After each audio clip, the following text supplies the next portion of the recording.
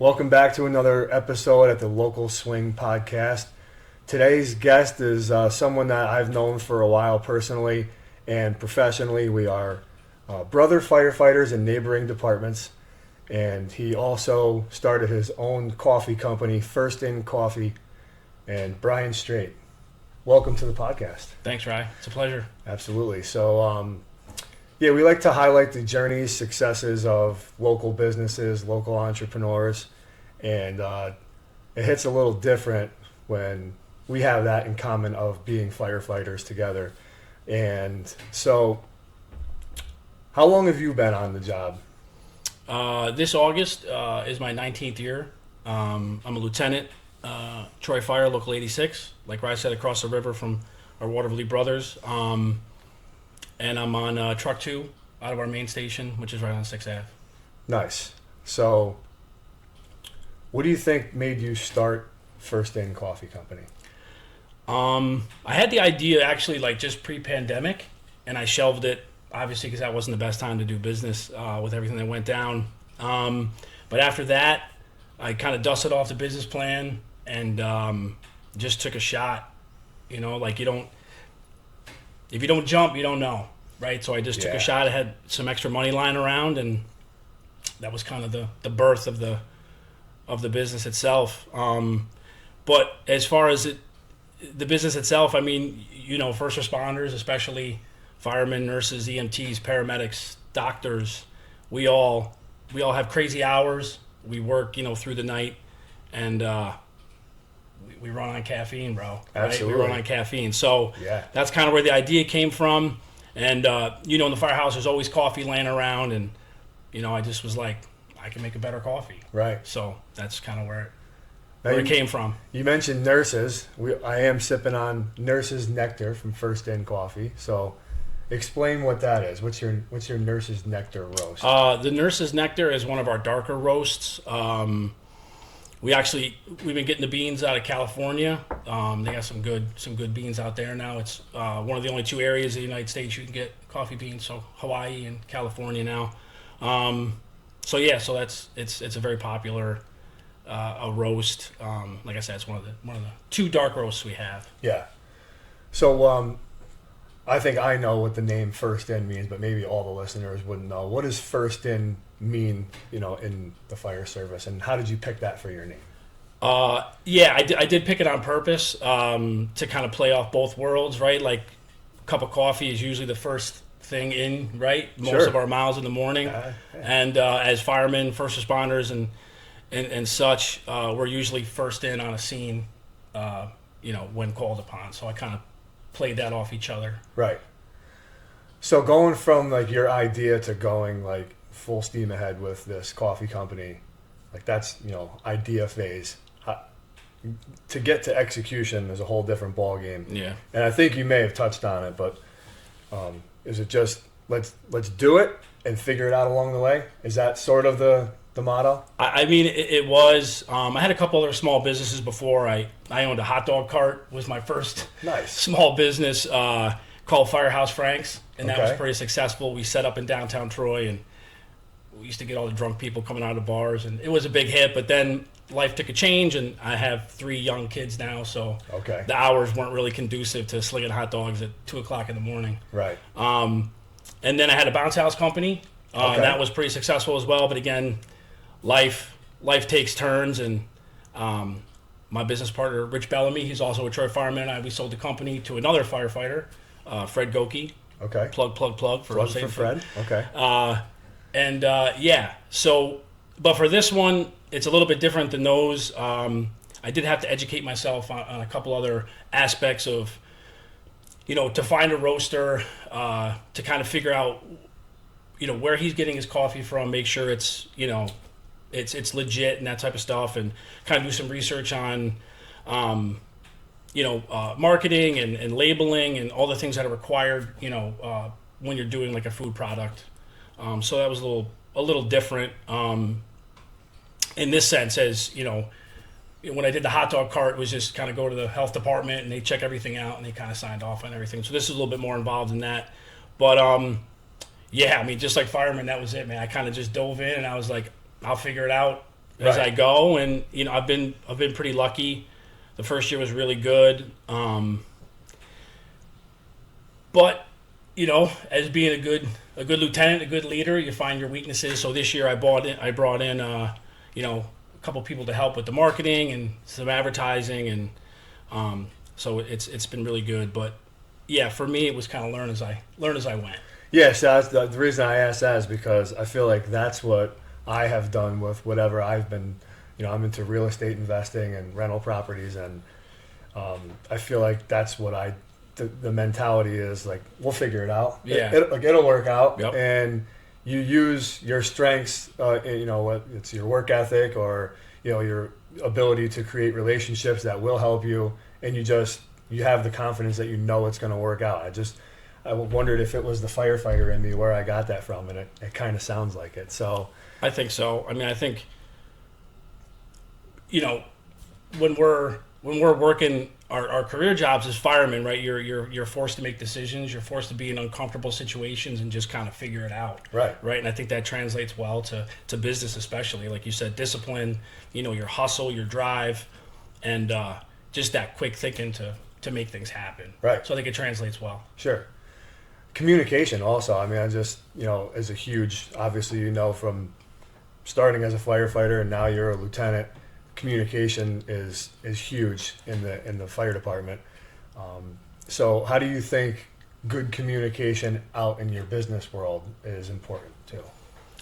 I mean, I think the first impression is huge, right? So I think you have to take in consideration, your who you're talking to, and right, just present yourself in the best way possible. Right. Communicate well, know your product, and then just be real, be yourself. Yeah. Right, because people can pick up on that nowadays. Yeah. Right, if you're trying to portray something that is not so. So when you mentioned you brought in some help with marketing and advertising and stuff, that's like your mutual aid plan right there. Yeah, right? Right. It's like us coming across the river to put your guys' fires out. Yeah, right. So, no, it's funny you say that. Like sometimes if I get like a problem at one of my buildings or whatever, you go into it and it's something little. It's like, this is something I can handle myself. We got a signal 10 here. Yeah, right. Yeah. You don't want to go to a signal 30 in the rental property business. Then it's then you're in trouble. Then you need too much mutual aid, and things get hairy. So. Yep. No doubt. But you mentioned managing your time. Obviously, you're a dad of 3 young children. You have a side business, and you work 24-hour shifts. So, what are some things? I know coffee probably helps. Right. Yeah. What are some other tools that you? I am think my biggest use? customer problem. Yeah. Yeah. That is tough, man. The work-life balance. Like you said, I have 3 young kids. They're all 15 and under, involved in sports, and school is tough, and extracurriculars.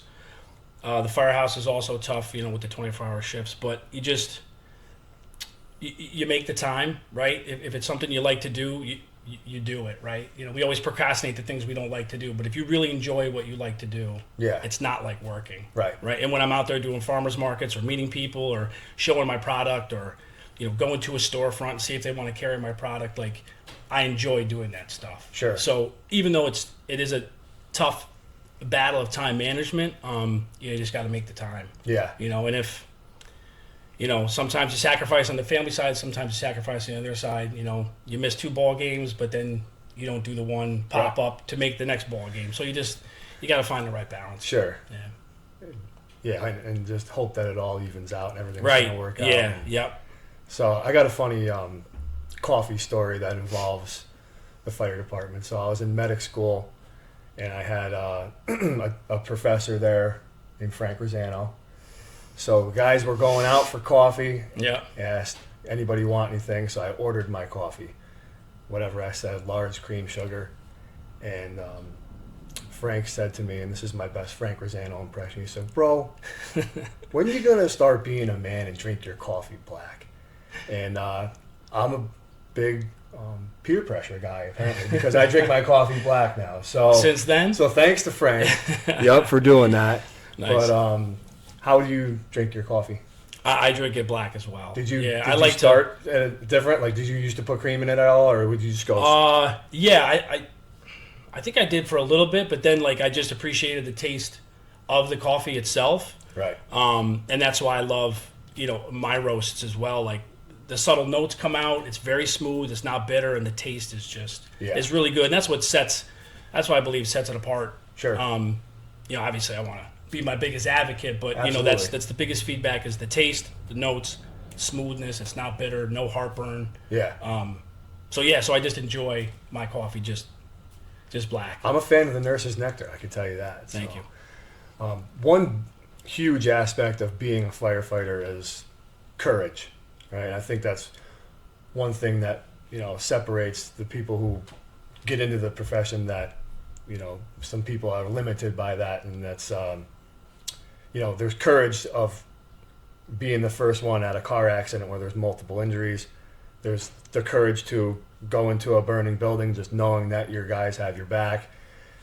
In business, you have to have the courage, and you spoke on this before, but to do it, and it's a different type of courage. But do you think that those things that you did, in your first, 13, 14 years before you had the coffee company, those things went into that mindset of, I'm going to do this. I can do this. You know what I mean? Yeah. I mean, I think, again, touching back on the firefighting aspect, I mean, the discipline you have to have, right? And that, like you said, like you build that, and when you become, again, not to reiterate, but when you come more comfortable in uncomfortable situations, you can find that courage. You can find that like I know what's going to work out, like we said before, right? Like I know it's going to work out.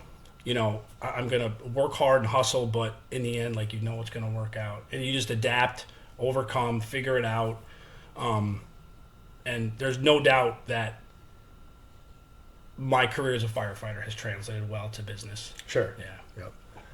So, you rode your bike across New York State? I've done two rides now. I did my first ride was for the let me just reiterate real quick here too. So every month we donate to a different charity.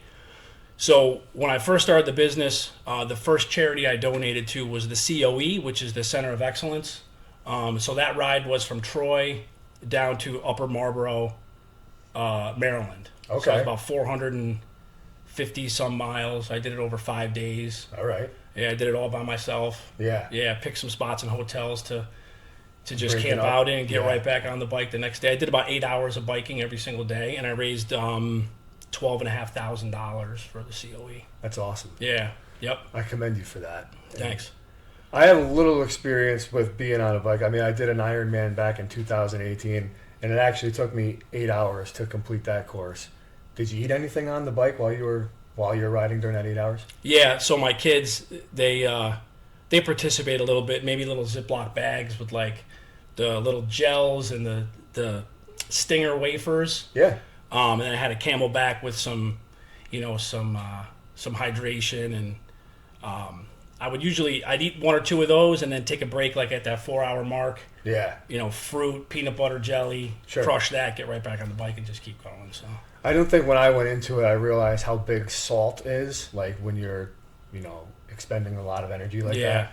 And some of the people that had done these things before were like, make sure you get your salt, make sure you get your salt. And you mentioned plastic baggies. So me and my buddy that I did it with, we did mashed potatoes with a ton of salt on them. And nice. Then you just bite the corner of the bag and you kind of just squeeze it like in a your pouch. mouth. Oh, that's cool. Yeah, so we called them potato pouches. And I had probably way too many of those, but maybe it is why I finished. I don't know. Man, carbs and salt. Keep it going. Yeah. So, talk about like perspective and goals. Like I like to kind of go back, say 3 years, and compare that to where you are now. Do you think that where you are now is what you envisioned where you would be 3 years ago? No. I'm just throwing that number out. Just 3 years. Well, so this is year 2. Okay. I started last year, January of 24. Sure. But prior to that, I had no vision. I was just like, this is what I'm going to do, and I'm going to make it work. Right. So the first year was really good. Focused on some retail stores, the Mercantile on Pauling Ave. Ashley over there, they carry my coffee and all the merchandise and stuff there. And we're in the works with Anchor 5 Boutique on River Street. Okay. Petra down there, she's fantastic. I'm familiar with her. She's going to carry my coffee as well down there. Yep. So it was kind of like build slow. I did a couple pop-ups, farmers market last year, and then I did Windy Hill Orchard. Okay. And then this year, I was kind of sitting down like in the off season, like figuring out what I want to do, and I had the idea to invest in a mobile coffee bar. So that's what I did. I bought a full functional coffee bar. I mean, we can do nitro cold brew, espressos, lattes, are the normal roasts. I got this interesting. I'm a big Japanese street food guy. Okay. So I was on the lookout for something that would like pair well with the coffee. Yeah. So I came across this. It's called taiyaki. Okay. It's like an Asian little pastry dessert. Yeah. So I bought a taiyaki maker. Nice. And then just started messing around. That's awesome. So we're gonna offer that as well out of the trailer this year too. So it's like a little pastry made right on site that we're gonna add different things to. You can do Nutella and fruit, and we're gonna do like a pepperoni pizza one, and just sweet and savory to pair with the coffee. Right. So again, just kind of an idea, threw it together, made it work. Right. Another idea, threw it together, made it work, and now it's really taken off. Yeah. Did a couple wedding expos and got some brunches out of it, and Yeah. a couple people want to use the coffee bar for after hours at their wedding, and Right. made some great connections. James Rubino, he owns Lake George rentals. Okay. So we're going to be a featured like accessory that people can rent with their Airbnb. Yeah. So we can bring the coffee bar to them too as well. But again, it's just kind of like I said, man. Let's try it. Boom, did it. Let's try that. Boom, did it. And Yeah. it's just kind of it's just blowing up. Right.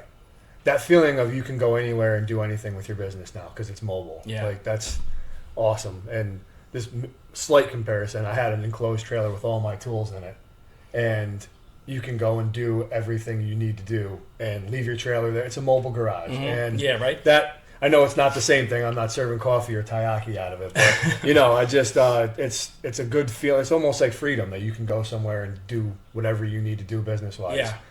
And so the second part of that, like perspective and goals kind of thing, is: do you think that you could do the same things to get you from where you were 2 years ago to now to get you where you want to go in the next 2 years?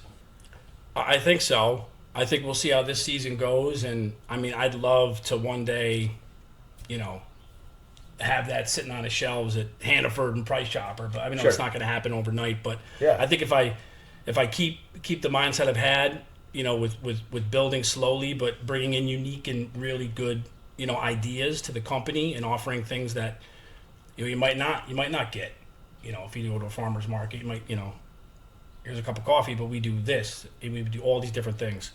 So I think building on that, I can't tell you where I think I'll be, but Right. I know it'll be right at the next level. Sure.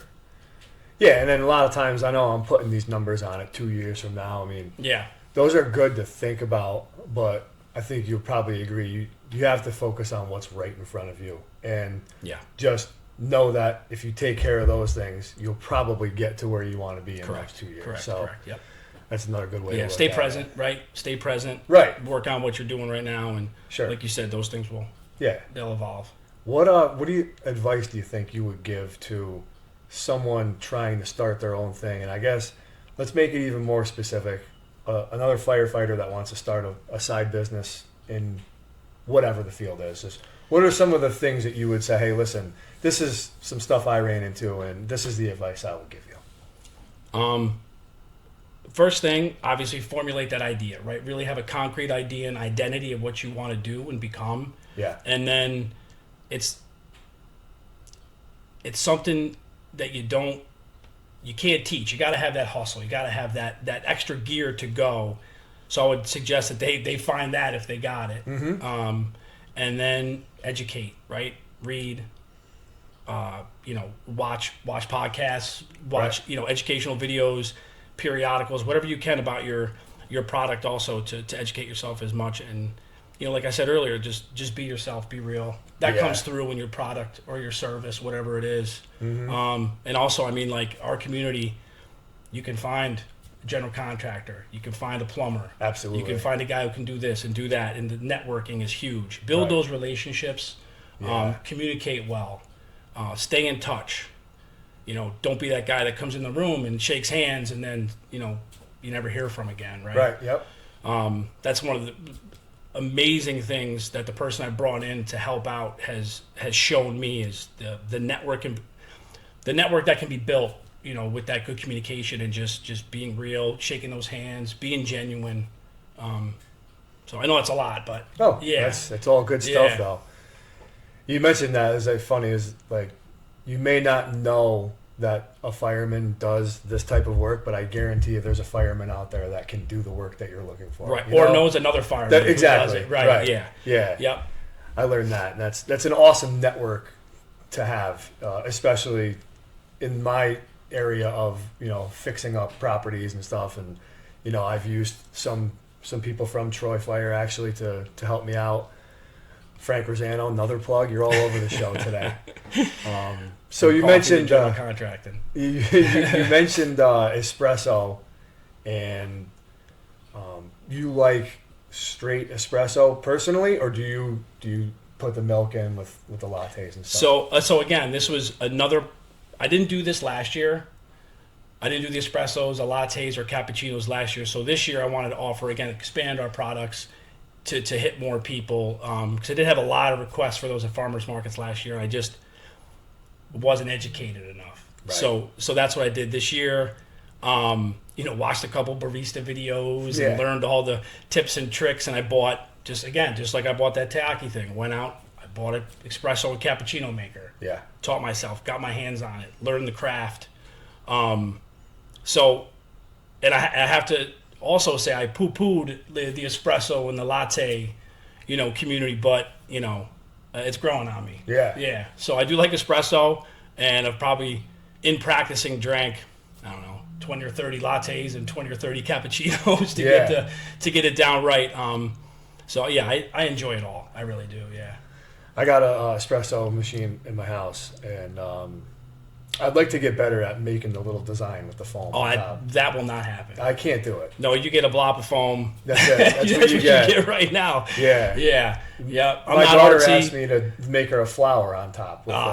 And sometimes if there's any sort of design, I'm like, hey, look, there's a flower. Right. But usually she looks at it and says it's Santa Claus's beard again. Because it's just a plop of white foam. Yep. I also think after I started having lattes, I didn't really know how much I liked them, honestly. And then it's harder to go back to just having a black cup of coffee because the milk is just, I don't know, it really took off with me. Gotcha. So, but fair enough. I won't hold it against you. No. I'll have to try yours. I'll have to come, I'll find you on the mobile cart there. Yeah. Yep. Who, if you had one chance to have one cup of coffee with, who would it be? Can be anyone in the world, famous. Can I pick two? You can pick two. Can I pick two? Yeah. Not to get all sappy, but my dad definitely. He passed away in 2018, and he was a small business owner himself. Okay. He was in the medical field, and he ended up owning and running a very successful imaging, CAT scan, and X-ray company. That's awesome. So he never got to see this for me, but that would be great to have a cup of my coffee with him. That would be. Small business owner, Absolutely. small business owner. And then no political affiliation aside, just for his business acumen, probably Musk, Elon. Yeah? Yeah, just because he's running so many things and involved in so many things. Sure. I think it would be a great conversation. Not that I could compete ever on his mental level, but again, for his business acumen. Sure. Nope. All politics aside. Yeah, no, I hear you. Yeah. You just pick his brain and. Yeah, man. I mean, he's an interesting. You'd want to get that. Cat. You'd want to get that on a bottomless coffee, right? So you can just keep on asking. Just keep on going. Because he's not busy or anything. He could probably just sit there and talk to you all day, right? So, after a night at the firehouse, do you have to go home and go to bed ever, or are you just running into the next day? Nah, I run right into the next day. Yeah. I mean, with the kids, the business. Sure. All the stuff that entails. It's getting them to school, or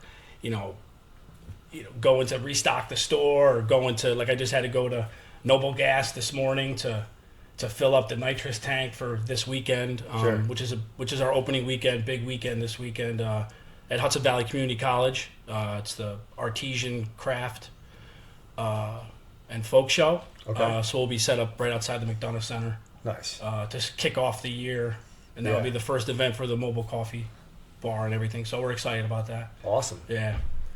I've never done that either. I mean, maybe on a handful of occasions, like I actually felt like I got to lay down. I used to do like lawn mowing, landscaping. Yeah. You would just get out of the firehouse and roll right And into just that. keep going. And then, whatever the case may be, you get recalled or something in the middle of the night. You go into the fire, and then all of a sudden, like sleep deprivation definitely sets in. So yeah, it does.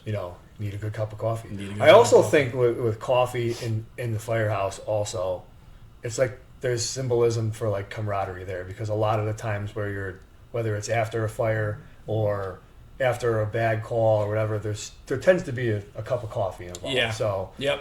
I agree. And yeah. that also was part of, I mean, even in, normal family life, right? Like you wake up in the morning, you all sit around the table and have a cup of coffee, and Sure. that's what we do in the firehouse. And that was also something I would hope to bring to people as well. Yeah. Is that sense of community. Yeah. So Absolutely. yeah. So you a morning guy or a night guy? Morning. Me too. Yep. I was up at 5 a.m. working out this morning. Yeah. Yeah. Did the same thing. What do Yeah. you do for workout? I actually built a whole gym in my backyard and Oh. in a little barn, so I got everything I need back there. Nice. Rower, racks, everything. Yeah. Like Rocky IV? Like you doing like get the neighbors in there and lift them up Yeah, on the yeah, sled? yeah. I got a couple cut up logs that I carry around. No. Nice. Yeah, so I used to go to gyms and stuff, but just like in business, you got to find ways to be more efficient, Sure. right? I need to be more efficient with my time. Yeah. So a lot of money up front, but I'm done and Yeah. ready to go much quicker and sooner, and so it's more efficient for me. When you get up that early, you ever have a cup of coffee before you work out? No, right after though. Right after, Yeah, yeah. right after. Yeah. I used to do one before, and then it was like, you're waking up at 4:15. It's like I don't need to do, I don't really need that cup of coffee. So I choose the extra 30 minutes of sleep now. But I definitely have one right after. Yeah, too, right so. after. It's one of my rewards. Well, Brian, thank you for swinging into the local swing man. podcast, sharing your story. We really appreciate you coming in. So Thank you, and I appreciate what you're doing for local businesses and local entrepreneurs, and I think it's absolutely great. awesome, and we look forward to seeing you thrive in the future. So Thanks so much, Rob. all right, brother. Thank you. Yep. Good job, dude. That was awesome.